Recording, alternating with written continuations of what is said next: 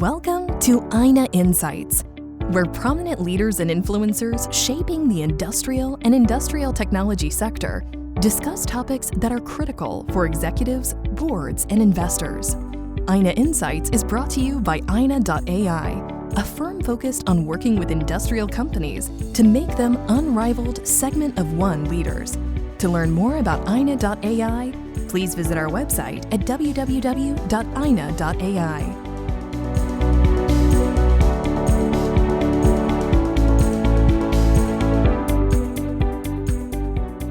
Hi, everyone, and welcome to another episode of our Ayna Insights podcast, where we continue our focus on early stage AI companies.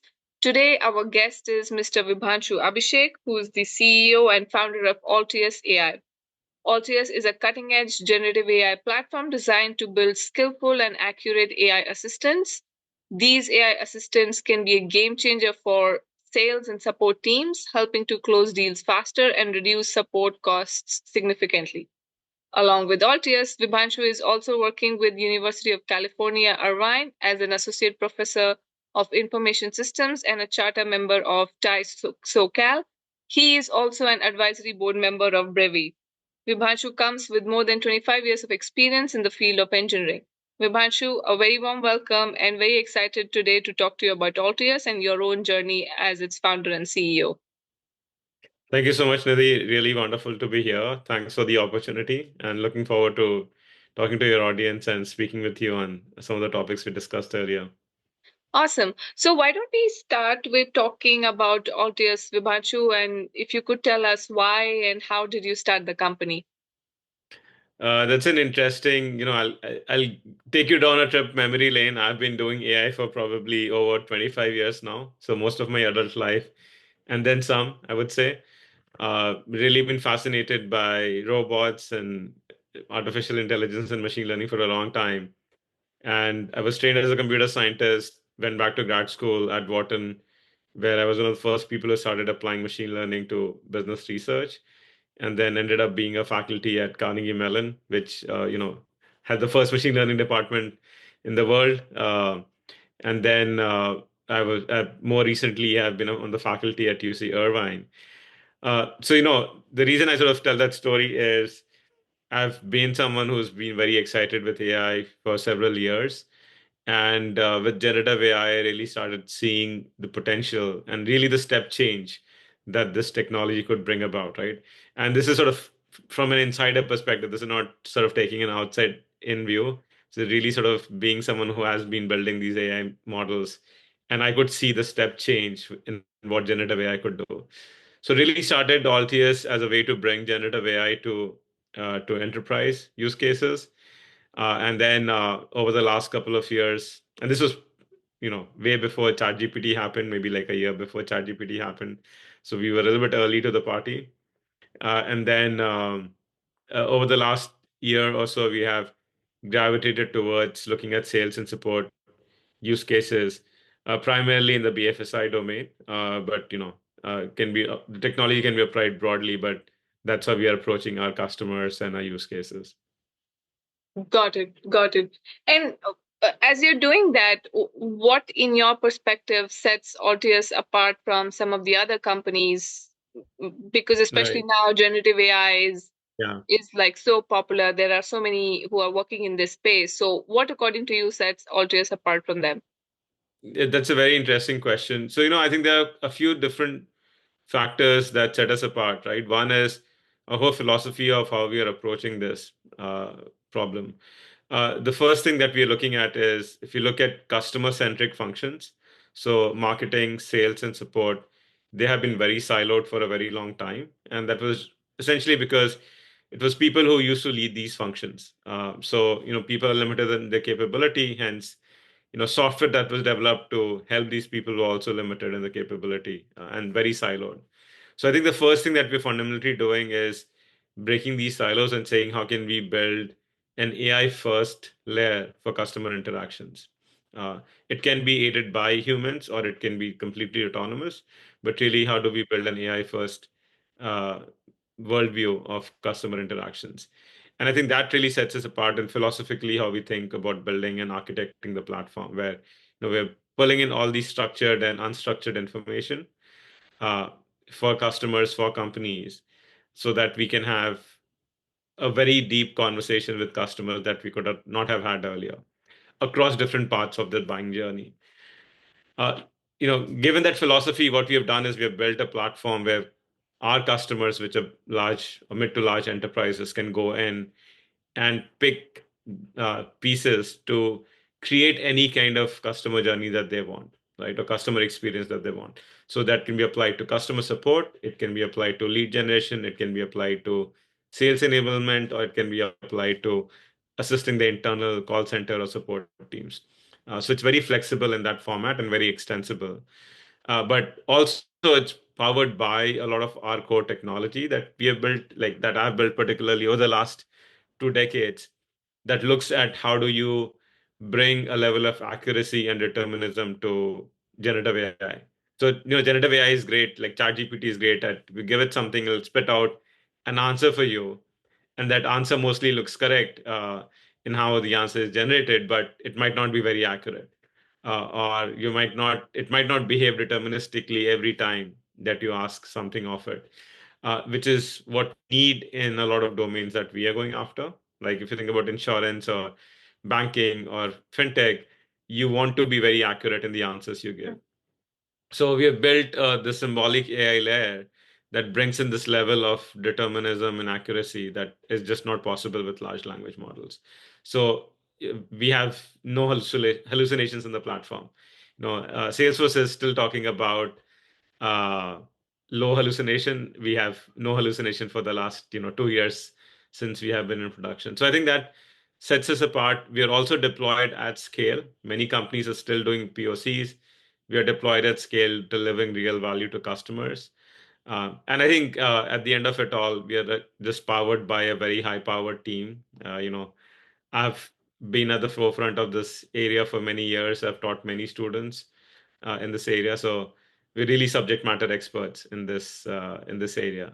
So I've been able to fortunate to build a team that understands this technology in and out, and so that's why we are able to deliver this value to customers. Yeah, that sounds fantastic. And Vibhanshu, in terms of like the function, it is clear the focus is sales and sales support.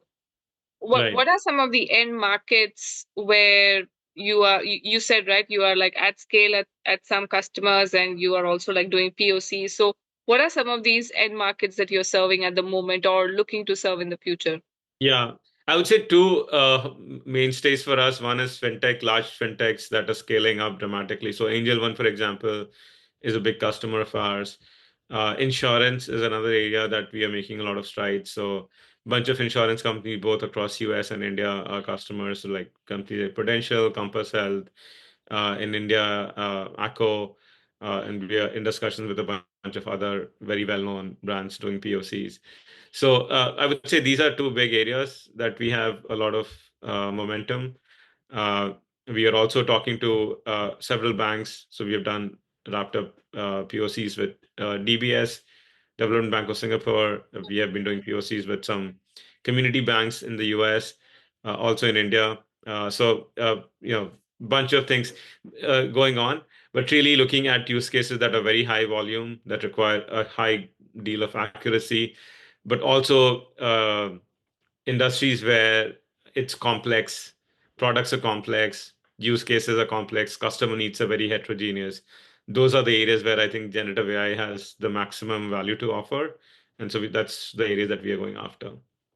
Right. And you said that you've been in production for about 2 years now. So, as Yeah. you've been doing these projects with customers in these end markets, what sort of a feedback loop do you have with them as you're building solutions with them or for them? Yeah. So, that's a very interesting question. That the challenge is AI is very new, and especially generative AI is even newer. So, Yeah. no, people, if you think of buying CRM software, people know what exactly they are buying. But when they're buying into AI, it's not very clear. So there's a little bit of education to what can be done and what cannot be done. And that's where I like to bring my academic hat on and sort of tell people, this is something that, like, instead of promising the world and not being able to deliver, really educating people about what is the state of the art and what can be done and what cannot be done with AI, I think is probably the most important thing to do. But secondly, I think what the market is looking for is really solutions to their problem. They're not looking for packaged software. They're looking for, here is a problem that I have. How can you solve this using AI? Yeah. And for the most part, they don't even care whether it's AI or not, but really, can you solve that problem? So typically, we work with large customers trying to understand what is it that they want to do and how to, go about solving their problem. What helps us, as opposed to many other firms, is we have this platform approach. Almost think of us as we provide the green base plate for Lego, and then we have all the pieces which can be configured very quickly to solve a specific problem. So, our go-to market, we are very extensible and we can adapt to what a particular customer's need might be and what fits their problem and hence a solution for them, but also something that can help us take the solution to market very quickly, right, in production in a matter of weeks instead of several months. Got it. And any interesting use cases, Vibhanshu, that you could elaborate on for the benefit of our audience? Yeah, happy to do that. So, Angel One, for example, is a very, one of the leading brokerages in India, probably the second or third in volume. Um, we started working with them with about 15 million customers. They're probably about now 23 million customers. So they've grown dramatically in the last 7, 8 months that we have worked with them. Uh, we are handling like 60, 70% of their tickets. So they've been really being able to scale without increasing their support costs dramatically. In fact, we have been able to reduce the support cost to some meaningful extent. So, think about this in terms of outcomes. We are solving hundreds of thousands of tickets for them, getting closer to millions of tickets for them every month, um, saving them millions of dollars yearly. So really meaningful outcomes for a publicly traded large Yeah. company. We have seen very similar outcomes for some other bigger companies. Prudential, on the other side, and this is something that we're seeing with some other insurance customers, is helping their sales team sell better. So they have been able to reduce their training times dramatically by 60, 70, 80% in some cases. And also, these agents, call center agents, are now able to sell more. Uh, so you're reducing the cost base, but also increasing the top line. So again, huge ROI, and that's sort of where I see the impact of generative AI a lot in the industry, is in sales and support use cases, where we can have dramatic impact on both the top line and the bottom line of the company. Got it. And Vibhanshu, at Ayna, we focus on the industrial sector. I know you mentioned that most of your customers today are in fintech, Right, banking, and insurance. But based on your experience, not just at Alltius, you've been grappling with AI for almost right. 25 years. Any useful insights for the sector on where they could Definitely. deploy Yeah. AI at? Yes. So, actually, we have a partner that's, so we don't go directly into infra and manufacturing, but we have Mhm. other customer. We have a customer called Tacit that is using our platform to go into that vertical. And essentially, there are many use cases of generative AI. So think about, a lot of the equipment. There's a lot of know-how required around how to service these equipments. You have big field tech teams who go and solve problems. And a lot of times, especially for large companies like ADNOC or big oil and gas companies, you have people are moving around with manuals trying to figure out what does that error code mean. And so we can train these generative AI assistants very quickly on all of the product manuals, documentation, SOPs, and make it available to these field agents very, very quickly. So something that would have taken them 15, 20, 30 minutes to solve, they can now solve in a matter of seconds because they have all the information that comes to them, right? And think of being on an oil rig. Every second that you're not solving that problem, you're losing millions of dollars Mhm. in cost, right? So I think those are definitely areas where generative AI can be applied. AI can broadly be applied in predictive maintenance. I've done a lot of work with many large customers on how can we build predictive AI models for saying, how can we do predictive maintenance, for example, to reduce cost, to improve efficiency.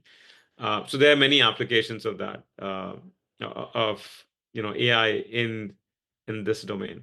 Yeah, yeah, understood. And Vibhanshu, would just like to go back what you said in the beginning that you've been in this field for 25 years, and according to you, generative AI is definitely a step change in the advancement of the technology, right? Right. So, what would be some of the other uh, pivotal moments like that that you have observed in the 25 years of Yeah. your career in AI? So, I think I would say again, I just want to situate this. This is the third wave of AI, right? So AI is not new. It's been around for the last 70, 80 years now. And so we have gone through the first wave of AI, then we went to the second wave of AI. So I'll not get into the details of that. But now I think we are living in the third wave of AI.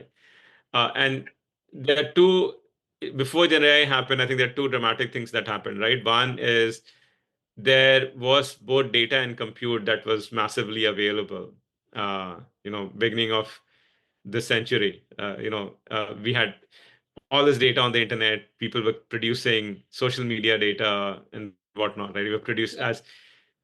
as individuals, as a race, we have just the amount of data that we're producing has exploded, which did not happen in the last century.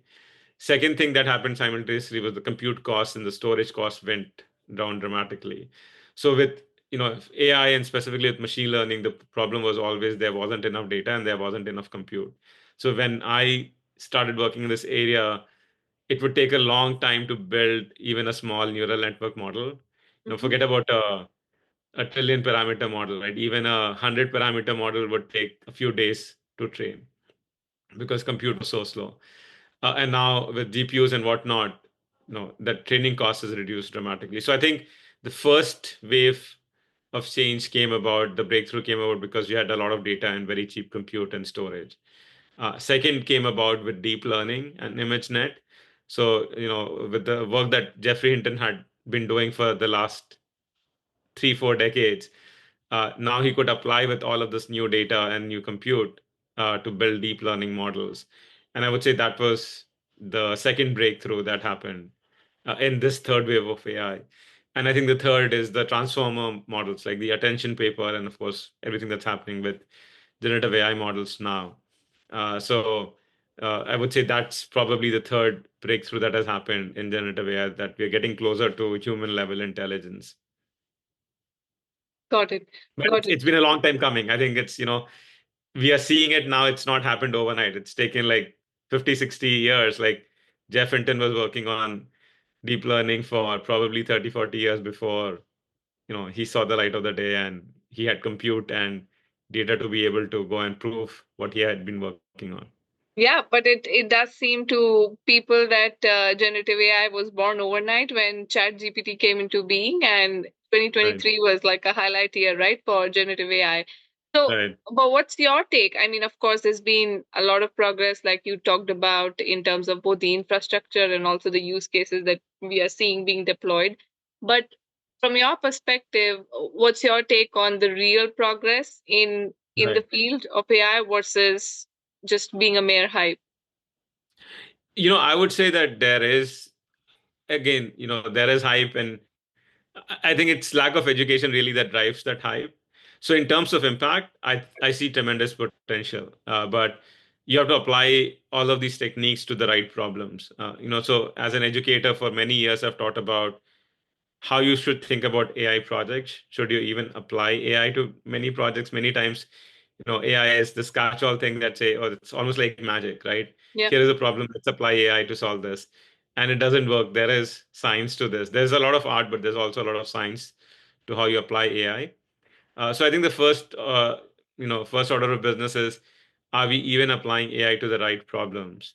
And if we are, I think there is tremendous potential, right? So, some of the use cases that we are going after, there's some things could not have been done earlier, and now you can see dramatic changes in how those functions can change.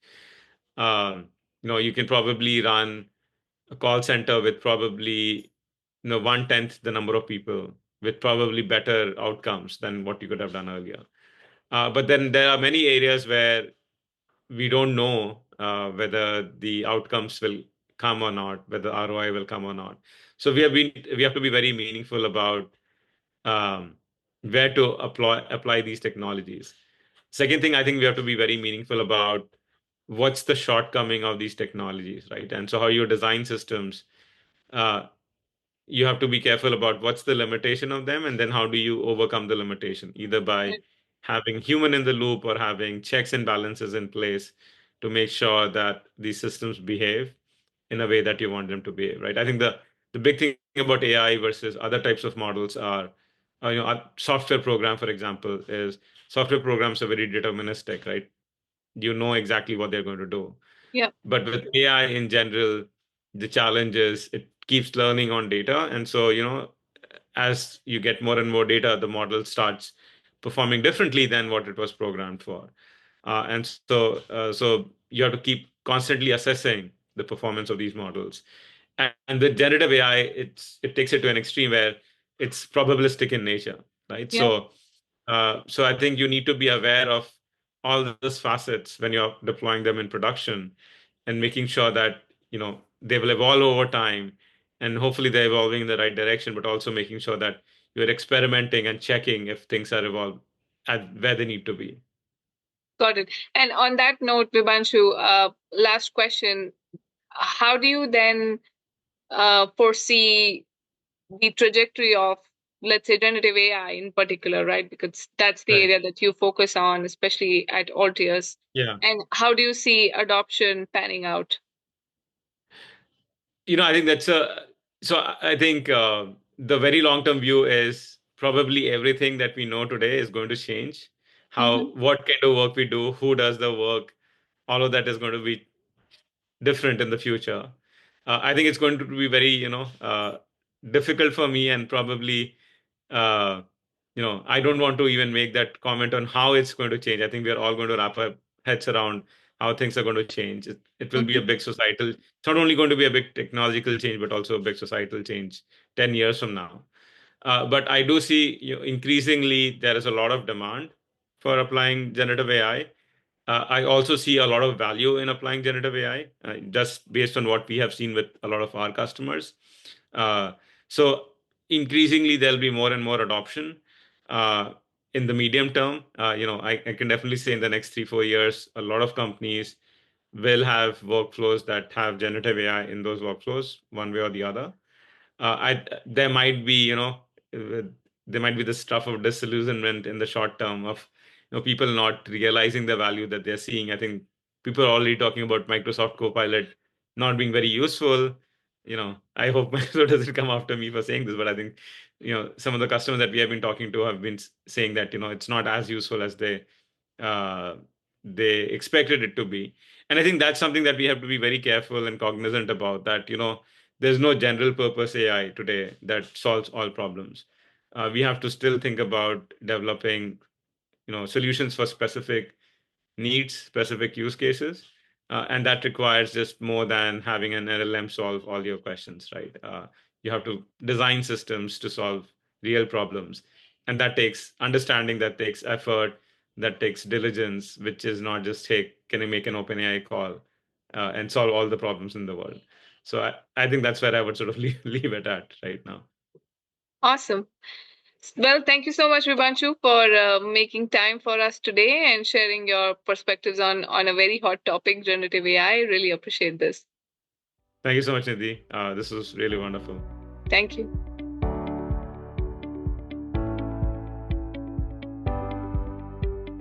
Thanks for listening to Ayna Insights. Please visit ayna.ai for more podcasts, publications, and events on developments shaping the industrial and industrial technology sector.